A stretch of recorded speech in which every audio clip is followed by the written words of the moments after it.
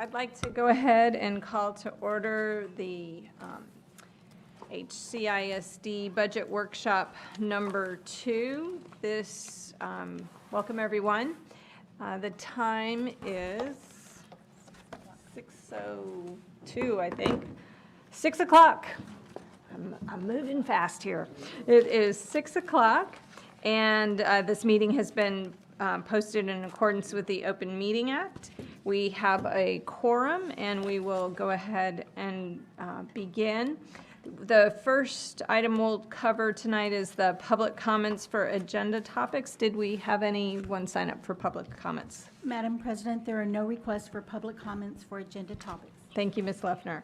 All right, moving on to item 3 then is our budget workshop number 2, Mr. Mendoza. Thank you, Madam President, board members, Dr. Cortan. This is our second budget workshop. And it is as follows. While Mr. Mendoza is getting ready, I just want to start off by framing today's budget workshop with a couple of things. First of all, he's going to give you just a reminder, a quick overview of what we discussed at our first budget workshop, let you know what stayed the same. He's also going to go through some of the changes.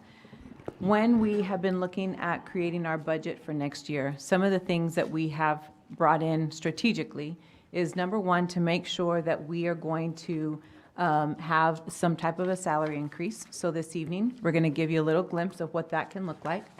We also wanted to prioritize a retention stipend. This is our last year with ESSER 3, and our organization has been accustomed to some type of a retention stipend under ESSER. And then lastly, I'll say that the priorities that we're looking at tonight are all driven by our new strategic plan.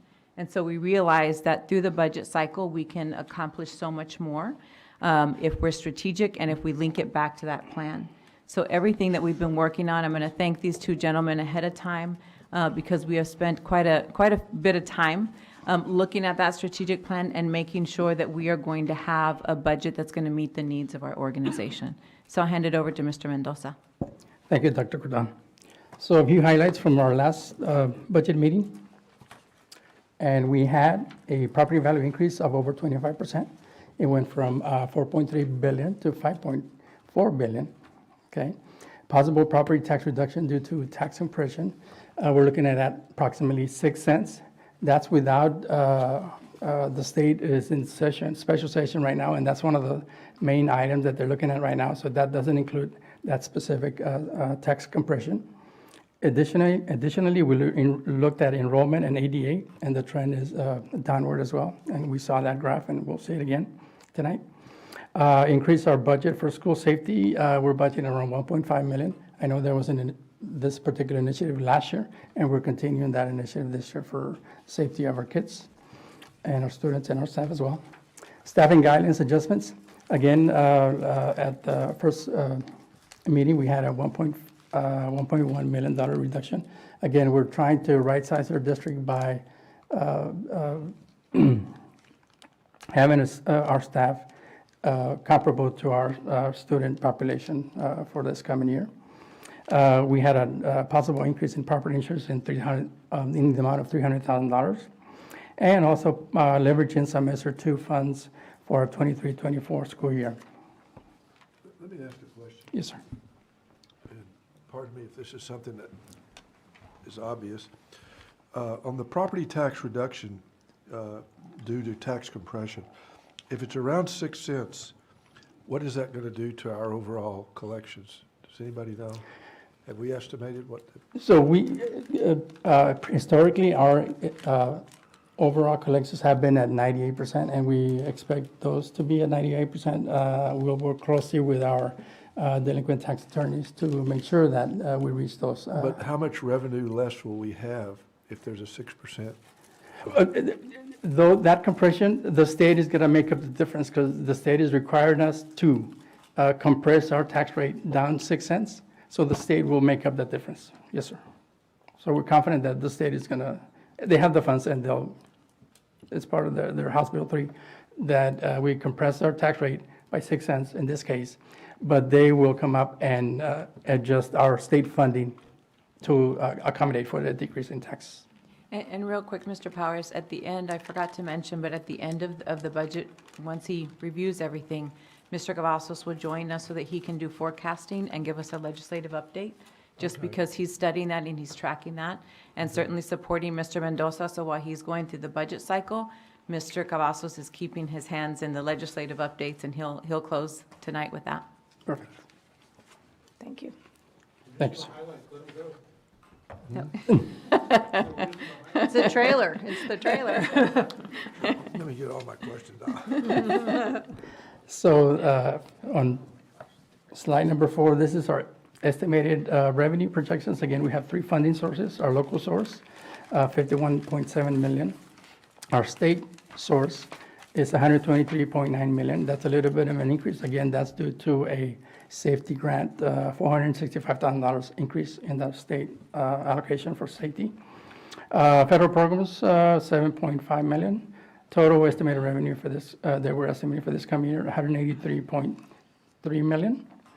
So what do our appropriations look like? Last year, we had a budget of 180,937,000.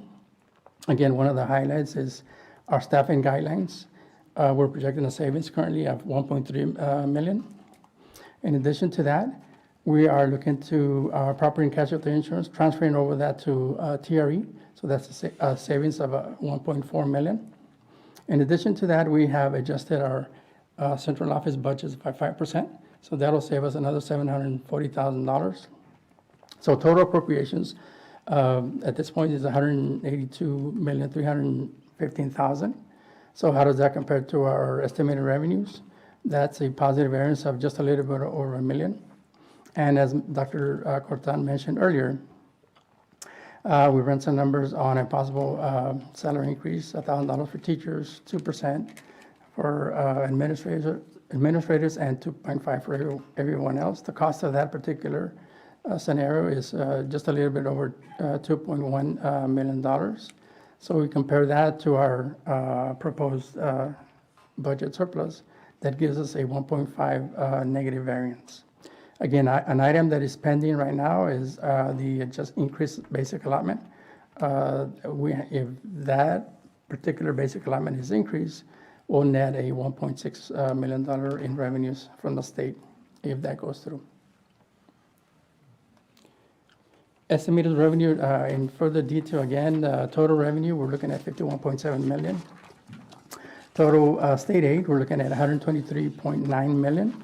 Of that, 465,000 is a school safety grant. We're allotted $15,000 per campus for that safety initiative, and that translates to, based on our 31 campus, $465,000. In addition to that, our federal sources, 7.5 million, which would give us a total of $183.3 million of revenue for this coming year. The next slide is a communication from a Cameron County Appraisal District notifying us of our values. And if you look at page 9, this is the latest report that we received this morning. So we're looking at current appraised values of 5.4 million. There's 5.4 billion.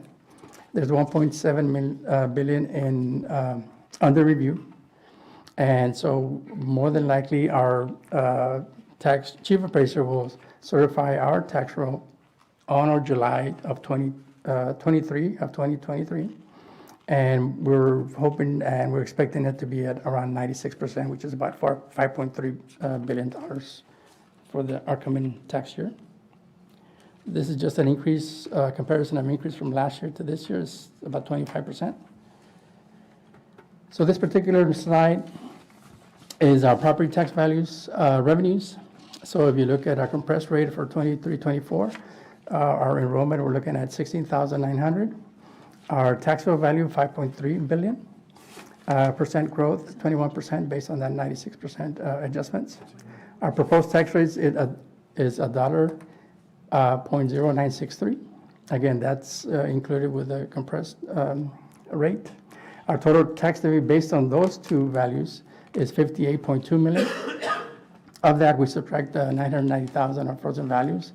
So that gives us an actual value tax levy of 57.2 million. In addition to that, if we apply our maintenance and operation tax rates at 0.93 cents against that's a compressed rate, that gives us a tax levy of 48.7 million. Interest and sinking, what is our tax rate? We're looking at $16.3 cents, and that'll give us a tax levy of 8.5 million. This particular rate is a cent and a half increase from last year. Our estimated actual collection rate is 98%.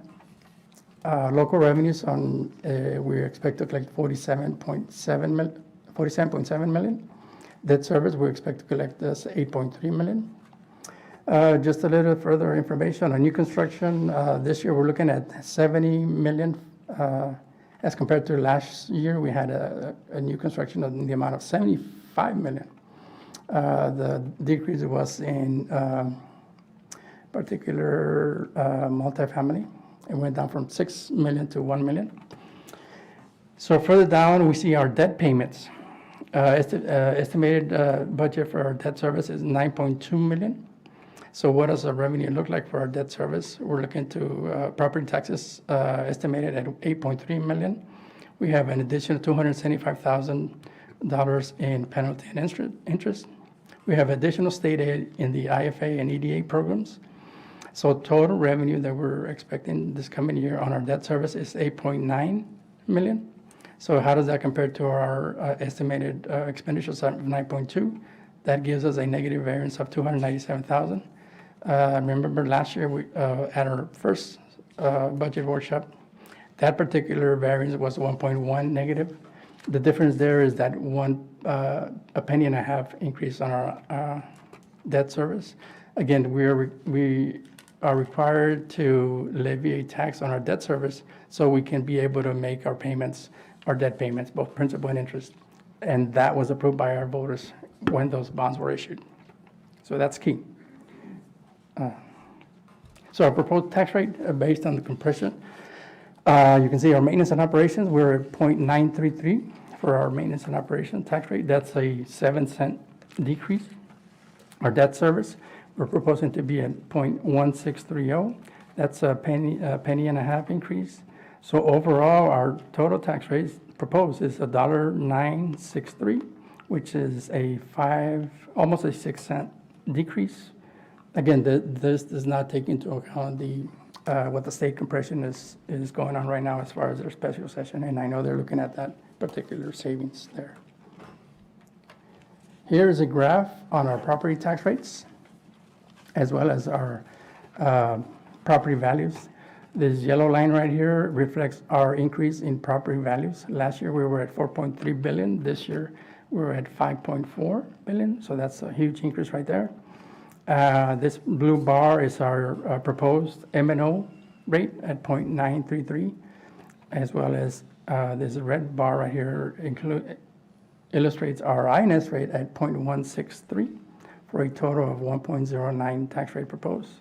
Again, this is pending any adjustments that the special session may give us. Staffing, we continue to maximize our staffing guidelines to right-size our district, and currently we have a $1.3 million savings on our staff. Compared to last workshop, we have an increase of $200,000 savings on a few positions that are listed there for you. So we're at 1.3. Again, this is all through attrition, and we will continue to evaluate that, correct? Because 80% of our total budget is in staffing. So that's the major item that we look at. And again, it's through attrition. Enrollment trends.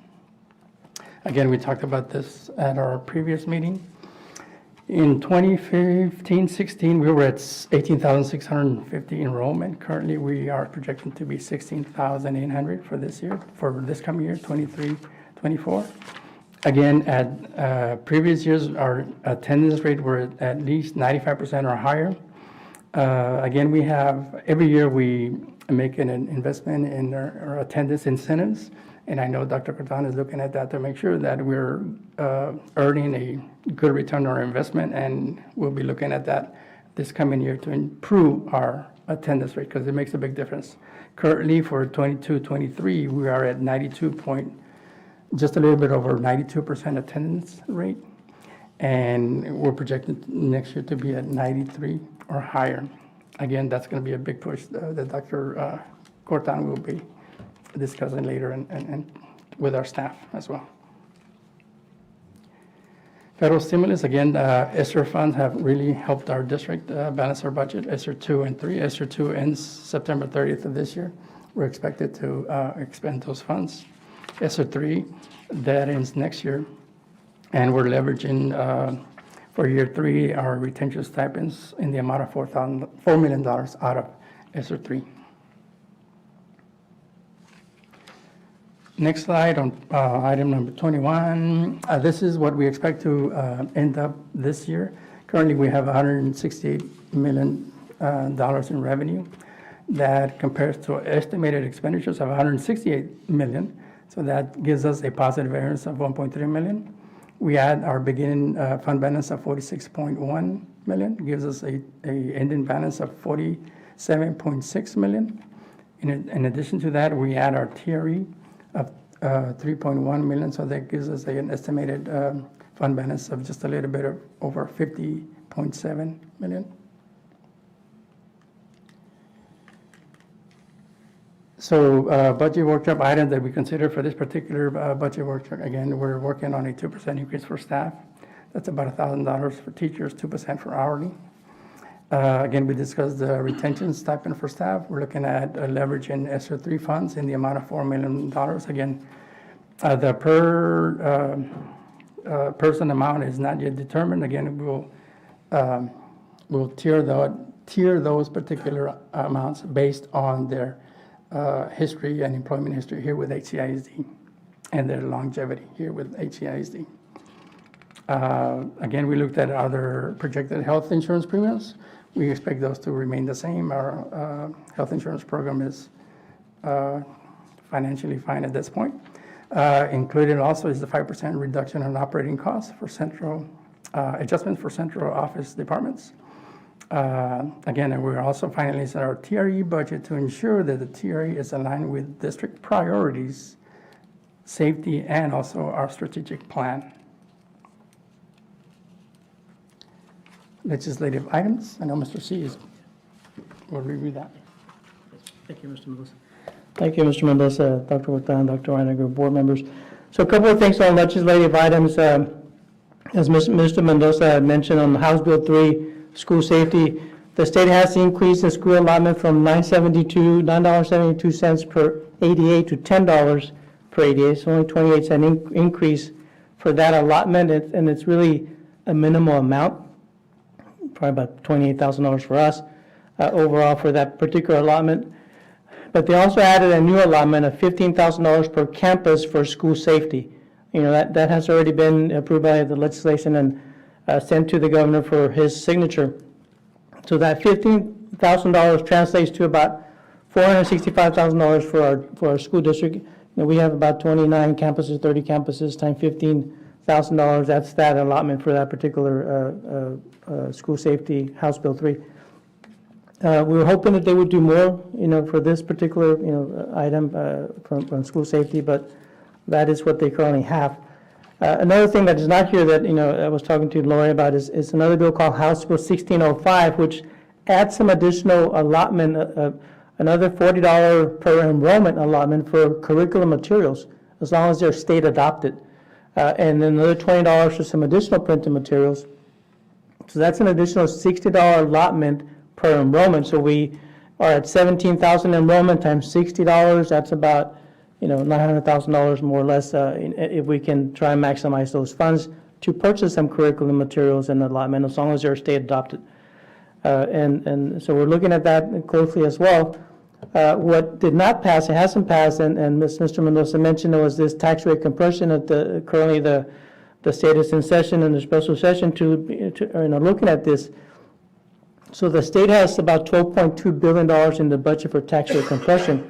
The special session, it has been called, and they're working on this additional tax relief. And the tax rate compression that they're talking about is about an additional 10 cents to 16.2 cents per $100 of valuation, an additional compression. That in addition to the 6 cents that Mr. Mendoza talked about. So there's some additional tax relief that is probably going to be coming, to the taxpayer once they finalize, the final bills and laws and tax rate compression. They've also talked about an additional homestead exemption. That's on the Senate side. Not sure how far that's going to go through, but they've been looking at increasing the homestead exemption from $40,000 that we have currently to up to $100,000. That provides additional tax relief to the personal homeowner. So we certainly believe there's going to be some additional tax relief as once they approve that. They're also talking about school funding. The state has also budgeted about $4 billion in school funding as part of their budget, and we believe the governor's going to call a special session on school funding to address the additional needs that are needed at the school districts. So some of that, we've discussed an increase in basic allotment, going from the $61.60 that we have currently to $62.50. That's an additional $90, per ADA, and that would translate to about $1.6 million for our school district.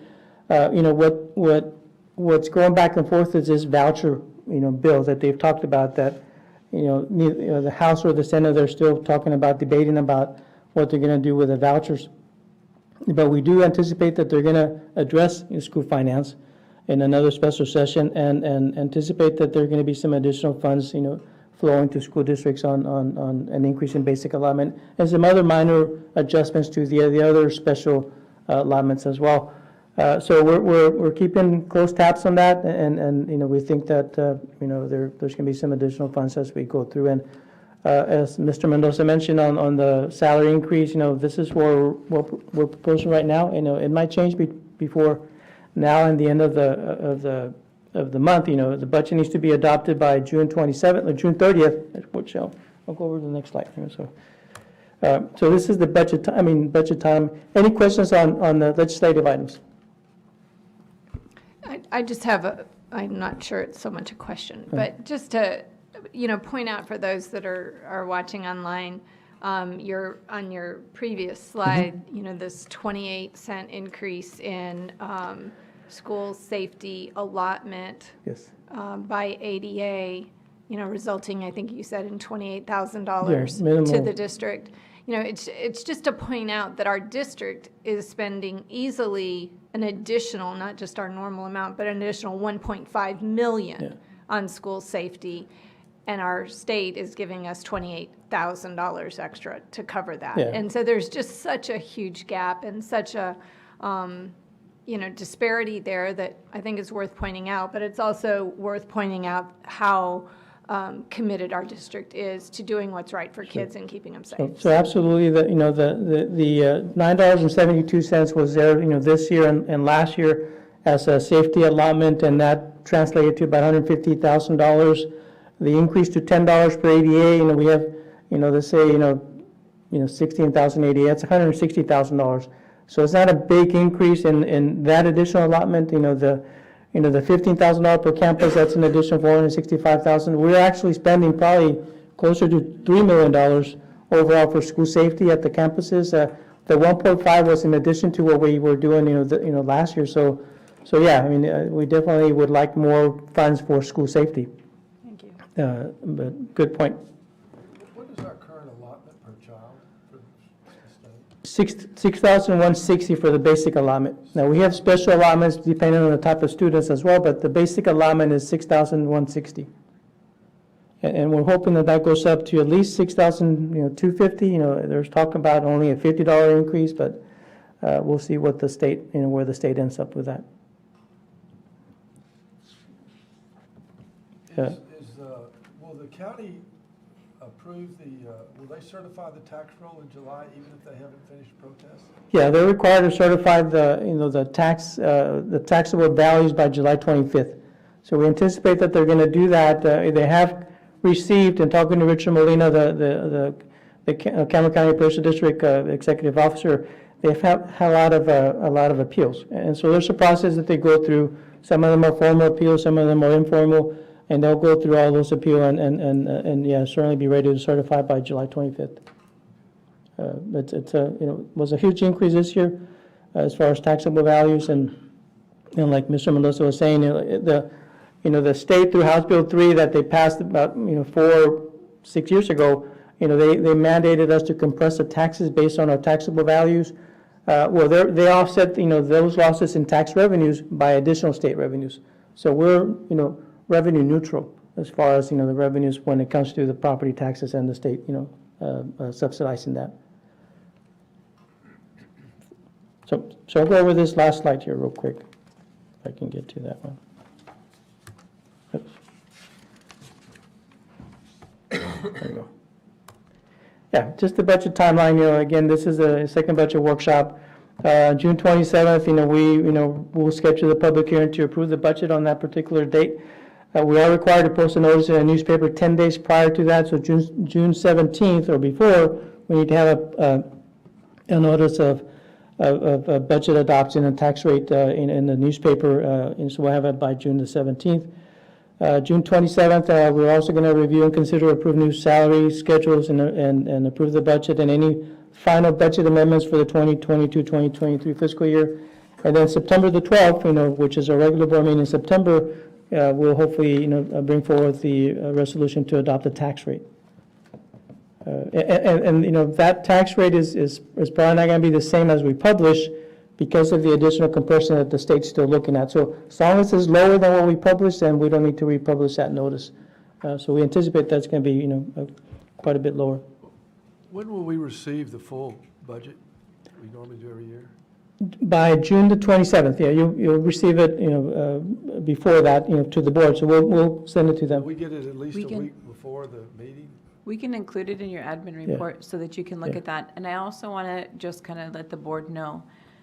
So Mr. Cavazos has been wonderful about making himself available to sit with each of you. I think it's important as we head into the adoption, I think that's important, that if you have individualized questions, you can reach out to either one of us or Mr. Mendoza, and we can actually sit with you and go through all of that. The other thing too is that as we look at those Friday, our board packets, I think that's important as well too, because we will use that as an avenue to keep you all posted on that. So then, the Friday before the meeting's the 23rd, we'll get the information by then? Yes, yeah. Budget? We'll have the budget prepared by the 23rd, and yeah, absolutely, give it to you that So I have a couple of- Friday before the agendas are posted. Okay. Are there any questions or comments that anybody would like to make at this point? Okay, I just have one clarification, and it's probably just me not hearing it quite right. So it's about the proposed raises, and now I'm flipping through, and, okay, so there's the $1,000, there's the 2% and the 2.5%. Is, just for my clarification, is the $1,000 for teachers the retention stipend only? Or No. is that's the raise? That's the raise. The retention stipend will be an additional amount. Okay, got it. Thank you. Great question, because we wanted to make sure that that came across very clear, that we're looking at the increases separate and apart from the retention, so it'll actually be two different payouts that we'll have. Yeah, so we've talked to a couple of districts, and as far as what they're considering in salary increases, and they both, at least the three of them we talked to, they're looking at a 2 to 3%, increase to staff, so. Smart, that's a really smart move. Yeah. And so is that $1,000 for teachers aligned with that 2 to 3%? Yeah, it's about 2%, so, yeah, a little bit less than 2%, so on there. Okay. Any other comments, clarifications, questions? All right. Thank you, Thanks. Mr. Mendoza and Mr. Cavazos. All right, I got to get back to my agenda, which has disappeared. All right. So that's why we're earmarking the $4 million.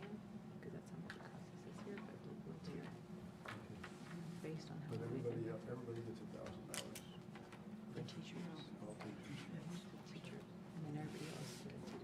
Do you want to make that public, what you're saying? Go Sure, ahead. I will. 'Cause he just asked a little bit about the retention stipend and that. So I just want to clarify that on the salary increase, it's $1,000 for teachers. Then you see a 2/2.5%. So teachers would get the $1,000 for the increase, and then the 2.5 will be everybody else. Typically with our auxiliary personnel, we do a 2.5 or a little bit higher of an increase, so that's a 2.5. In addition to that, this year, this fiscal year that's ending, we had an expenditure of $4 million on the retention stipend. As we're looking at other districts and looking to see what that retention stipend looks like, they are actually, the trend is to tier it based on the longevity in the district. So with the retention stipend, that will be different for different groups of people. So those of us, and it was 2 years ago that we did this, you got an extra bonus if you were here past a certain number of years. That's really what these two gentlemen are studying, because the longevity retention stipend has to be tiered. So that's what will be different with that. I guess just one other thought, not quite so much on that, but just as the fluctuation, as legislation gets finalized, where we see, and I'll be hopeful and positive that where we'll see more increase than what we're projecting, that we think about our teachers and maximizing their salaries so that we're recognizing the good work that they do. I just think that that's got to continue to be. Our teachers and our staff are always our priority, right? So especially at budget times, so we want to continue to do that. Yes, we Thank will you for absolutely take considering into that. consideration. Thank you. All right, we are now adjourned. Thank you so much for the comments and discussion. Everyone, no.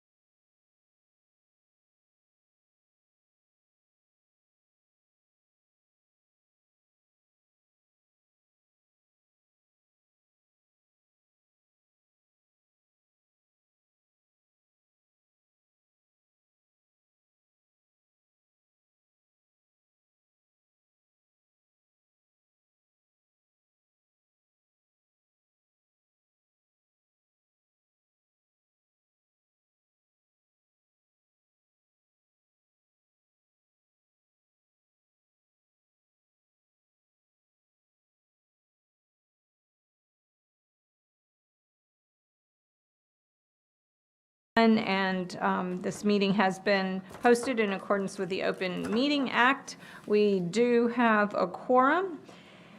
And so we will begin with item number 2, public comments for agenda topics. Ms. Leffner.